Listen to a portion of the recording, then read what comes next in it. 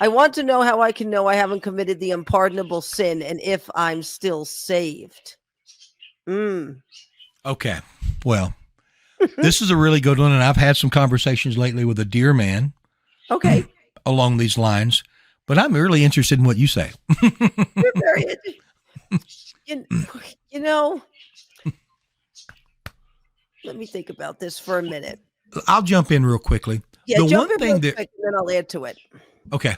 The one thing that really jumps out about me in this one is, are you hungry for God? Yeah. Do you want to be with God?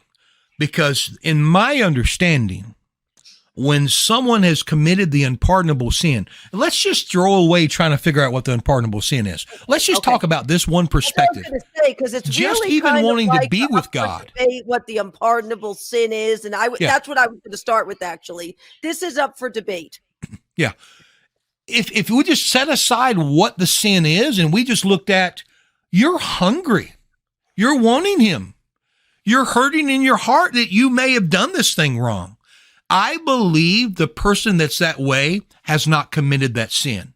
Amen. I believe the person that's that way, that has committed that sin and cannot go back into the Lord, actually doesn't want to.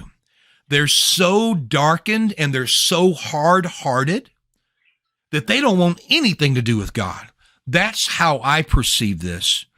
I mean, come on. And so, okay. Yeah. Go ahead. Stubborn and hard-hearted really gets turned over to a reprobate mind at some point, honestly. Exactly. Romans 1 and 2. It leads to, yes. Yeah. It leads to a reprobate mind. Yeah. If you are still that concerned about the Lord and what you've done to Him,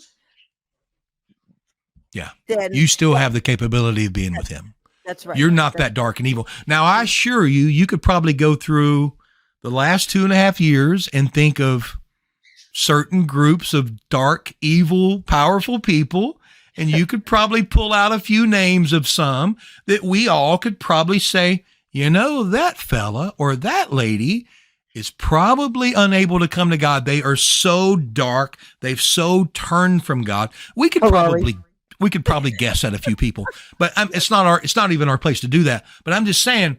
And so now whoever's asking this question, do you think you're on the level of them? No, you would not even be watching Amanda's show asking the question if you were so hardened to God that you were unable to come to Him.